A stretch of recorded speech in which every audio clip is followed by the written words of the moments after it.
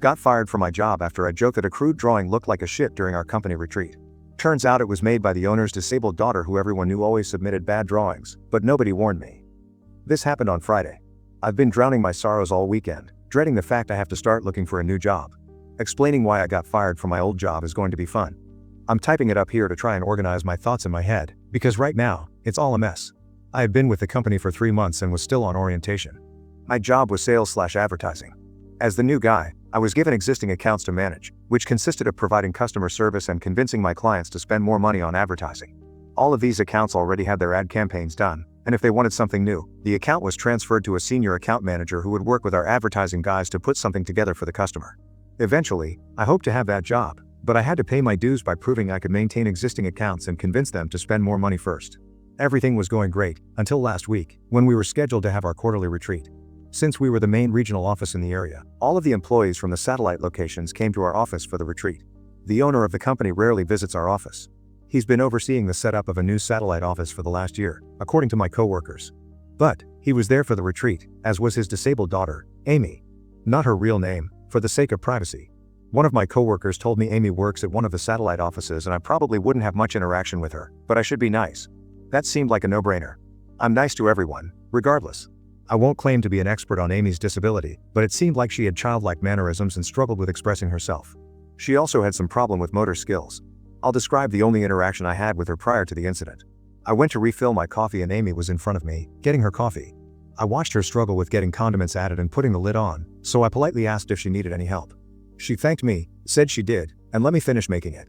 While I was making it, she said she hated coffee, but her dad made her drink it because she had to, in a loud voice, always alert. I smiled, said that was definitely important, and handed her the cup. She thanked me again and went back to the office her dad was using, where she had been most of the day. I felt like I had been a good Samaritan and went on my way. Most of the retreat is team building exercises. Prior to the incident, Amy only participated in the puzzle race, where groups put puzzles together without the box art to see which team can finish faster. Amy wasn't in my group, so I didn't have any interaction with her there. Neither of our teams won. The big event, and the one that everyone seemed the most excited for, was the last activity of the day. Our boss gave us a list of potential clients. We were supposed to select 3 as a group and put together something to attract the customer. We were told we would be judged on our creativity. My group explained that we could do pictures, slogans, jingles, whatever we wanted. Each person expected to work on one individually, then work with their group to polish it up before it was presented to everyone. It was kind of a big deal because at previous retreats, there would be clients on the list the owner was already close to bringing on board, and if you impressed the owner, you might just land that account. I went with a jingle, rhymed a few words, and recorded it. It was silly but fit the brand. My group gave me some pointers, we made some improvements, and I recorded the final product for submission. I helped my team with their projects until it was time to turn everything in. After everything was turned in, we gathered in the big conference room to critique each other. The owner went through them one by one. If it was a picture or storyboard, he'd put it up, read it, and we'd make comments. Good or bad. There were some that were great, which drew a lot of compliments, and some that were really bad, which we laughed about as a group. You could tell the senior account managers didn't care much about the exercise or put much effort into their pitches. Nobody seemed to get upset or offended, regardless of the feedback. When my jingle was played, it got a lot of comments, not all of them good, and I took the feedback with a smile. After getting my feedback, I felt a little more comfortable about sharing my thoughts on other presentations. I gave what I thought was valuable feedback to a few products, laughed at a couple others, and then a rather crude drawing was put up for the exact same company I had chosen. I immediately joked that, well, at least my jingle was better than that. Did a 3-year-old draw it? And laughed, to absolute silence. I was really confused because plenty of people had made jokes and everyone laughed. Instead, a few people looked at me like I was disgusting and the owner said, well, if you don't have anything nice to say, keep it yourself, maybe? Then my boss scooted down to where I was sitting and told me I needed to go to my desk. Now, I noticed as I was gathering my things that the owner's daughter was red-faced and starting to tear up. The team building exercise was over for me. I went back to my desk and it began to sink in that the drawing must have been drawn by the owner's daughter. There was no warning or anything. The owner didn't reveal who put together what we were looking at until after a few critiques. Maybe I should have known? Everyone was joking and having fun up to that point. Someone else had a pretty bad drawing that got laughed at. Either way, I felt awful. As soon as the event was over, I approached my boss to apologize. He told me to wait for him in his office. Long story short, I was fired. My boss said since I was still on orientation, he had decided I wasn't a good fit for the company, so it was better to let me go now. He didn't outright say I was being fired for making fun of her drawing, but that's literally the only thing that I've ever gotten in trouble for. My work, up until that point, had been praised. I didn't get much time to process it because my boss had already called security, who showed up fairly quickly and escorted me to my desk to gather my things before escorting me out of the building. An hour later, I got a call from one of my former teammates, who asked if I wanted to join the team for a drink one last time. They needed it after the retreat, and felt bad that they didn't warn me. I wasn't feeling up for it, but I wanted to try and make sense of the whole situation, so I went to the bar. In the back of my mind, I was thinking that since I'm about to start looking for a new job, a few references from former coworkers wouldn't be bad, since I definitely won't be getting one from my boss or the owner of the company after everything that happened. The team explained that Amy comes to all of these retreats, and she always does some crude drawing like that. Everyone just sort of knows to say nice things about it, and move on. One of my teammates said that once you've seen one of her drawings, you know what to look for. Well, I didn't, and nobody warned me. I started to get pretty upset that this was a known thing and everyone knew but me, but what could I do? I had already fucked up and it cost me my job. The team also shared more about Amy. Apparently she works at one of the satellite offices but doesn't really do anything. The people in charge of the office try to come up with stuff for her to do because she gets upset when she's bored. The team said the way the people who work there described it, they were basically her babysitter so she wouldn't bother her dad all day when he spent most of his time there, and after he moved on to establish the new satellite office, he didn't take Amy with him because she liked all the friends she had at that office. They also said that her dad had harassed a few single guys at the office to take her on dates, which seemed pretty damn HR inappropriate, but he does own the company. My team said Amy desperately wants a boyfriend and wants to get married, which she talks about all the time. The consensus seemed to be that there's no way she actually understands how relationships or marriage works, and her dad probably put this idea in her head to begin with. One of my teammates did joke that it wasn't a bad deal, because whoever married her would inherit the company since she is the old man's only kid. I wasn't really in the mood for jokes at that point after losing my job over one, so I told them I needed to go. The only good thing is my former team members did say they would gladly give me a reference if I needed it, since they felt so bad about not telling me about the Amy situation to begin with. Oh, and the cherry on top? Amy sent me a Facebook friend request over the weekend. I haven't accepted it. I already upset her and it cost me my job. Part of me wants to accept it, apologize, and block her, but I'm not sure I'm ready for that either. I'm going to take a few days to get myself together and then get my resume out there. Edit. After reading all of the replies, including quite a few DMs, and talking with a close friend, I've decided that I'm going to accept the friend request. I'll do an update if there's any sort of conversation. I plan to open with an apology. If she replies, great. If she doesn't, then at least I will have a clear conscience knowing I've done the right thing. Comment where Op has replied. Comment, friend the girl, apologize and continue to be her friend. Let her know what happened, and you were only joking about the drawing, and maybe she will convey the message to her dad. Maybe not. Either way, try being her friend, you seem like a nice enough guy. Oop, I do feel like an apology is in order. I would have given her one immediately if I could. I think the ship has sailed on my job, even if she accepts the apology. I'm kind of thrown off by the fact she sent me the friend request, if I'm being honest. Update. First of all, thank you to everyone who made me laugh. The first time someone joked about me accepting the friend request, marrying Amy, and taking my revenge by inheriting the company made me uncomfortable. By the third time I saw it mentioned, I couldn't help but laugh. A lot of you gave me good advice. I appreciate those who talked about legal action and what options I had. Unfortunately, I was still on orientation with my company, which is like a probationary period. During that time, they can let me go for any reason. They could fire me for wearing the wrong color socks if they wanted. I had to sign an agreement to get employed which stated I understood this. There's literally nothing I can do, legally. At the end of the day, I decided to go have some drinks with a good friend, talk things out, and see what he would do. Dave's been my best friend since we were in elementary school. We've probably spent more time together than some actual brothers. Dave was firmly on the side of accept the friend request, apologize, and clear your conscience, man. I'm getting us another round of shots.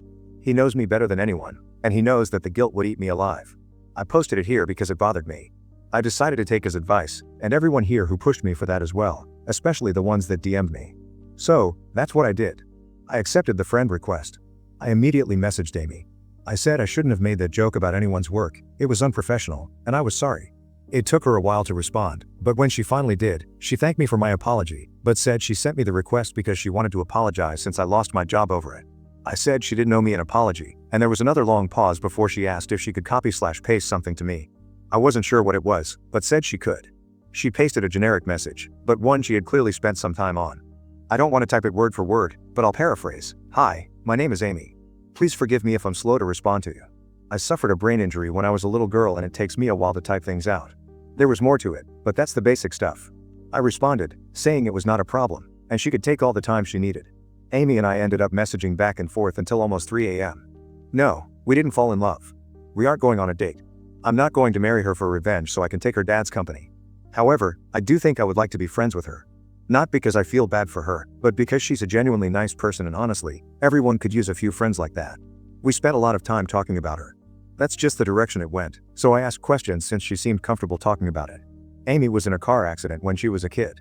She was in the car with her mom and they were hit by a drunk driver, coming back from a birthday party for one of her classmates. Her mom didn't make it, and Amy suffered a brain injury that impacts her motor skills. Because it makes it difficult for her to speak and do simple things like getting dressed, making coffee, etc., people assume she's mentally challenged. She was put in special ed because of it, but worked really hard and graduated from high school. She even wanted to go to college, but her dad didn't think it was a good idea. Her life has been difficult because it's hard for her to communicate with people. By the time she can get a fully formed sentence out, the conversation is over. She can type, slowly, but most people don't want to type when they're face to face. She even admitted that when she's not at work, she will sometimes carry a tablet and pretend she's mute, because that's just easier. We eventually circled back to the drawing and my terrible response to it. She wasn't that offended by my response, because she assumed I didn't know. She got upset, primarily, because she knew all hell was about to break loose and she had no way to communicate with anyone. She was so upset when she found out I got fired, and tried to talk to her dad, but he wouldn't listen to her. She's fully aware that a lot of people at the company just pretend to be nice to her because she's the owner's daughter, but she does have a few friends at the satellite office where she works who better understand her disability. She gets frustrated because she can't truly contribute anything, but is happy when they are able to find busy work for her to do. It might take her all day to do something another person could do in a couple of hours, but it's better than sitting around bored all day.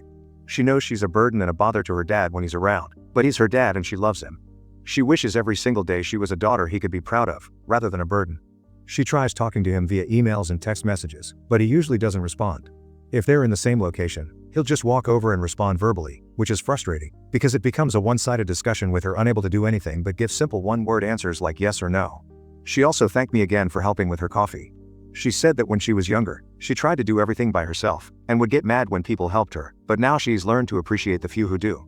Most just stand there and look away, pretending to patiently wait for her to do it on her own. It was getting late for both of us at that point. Really late. It takes her a long time to respond to messages. There's misspellings. I get why someone would assume she's mentally challenged. I myself referred to her in my first post as having childlike mannerisms, which was a misunderstanding on my part.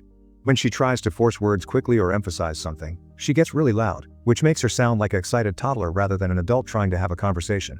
We ended our talk last night agreeing to talk again sometime. She asked if I had watched the first episode of House of Dragon yet, which I have, and she asked if I'd like to talk about it after she watches it. I told her I'd love to. So that's it, that's the update. Sorry to those who expected me to steal her dad's company. I'm definitely not doing that. Talking to Amy did make me feel a lot better though. I don't know how I'm going to handle the whole firing thing at my next interview, but a few of you suggested I just leave a gap on my resume, and I may just do that. I doubt there will be any future updates, but at least this has a happier ending than my first post. Edit, she loved House of Dragon. Comment where Op has replied, Comment 1, wonderful update, thank you. It breaks my heart to hear how Amy's dad treats her. He doesn't even care to listen to, understand and get to know his own daughter. Seems to me like he disrespects and belittles her. I mean, how dare he stop her from going to college? Ugh, he is essentially discriminating his own kid due to her disability. It makes me real sad and mad. Oop, the college thing honestly pissed me off. Especially now when she could essentially just do it online if she needed to. Comment 2, I absolutely love this update. Great job being a good person to both of you. When I was reading Amy's life story, I was inspired to be more patient, understanding, and persevere in difficult situations. When I start teaching next week, I'm going to remember Amy and be inspired to be a better person and teacher. I was also inspired by your kindness and reaching out to her. Most people would have just been upset about being fired. Now you have shared an experience with others that can help them navigate difficult situations and be a better human. Thanks. Oop, you're too kind. I'm glad Amy's story is able to touch someone, even if she doesn't know it. Maybe I'll share the post with her one day, after we've been friends for a while. We're talking again right now, actually. She just finished House of Dragon, and there's not much I can share about the conversation because it would be a spoiler for the show, but she really liked it. Comment 3, a friend for life gained is probably worth the job loss. Oop, it does feel like that today, honestly. It's a bright spot in an otherwise shitty situation.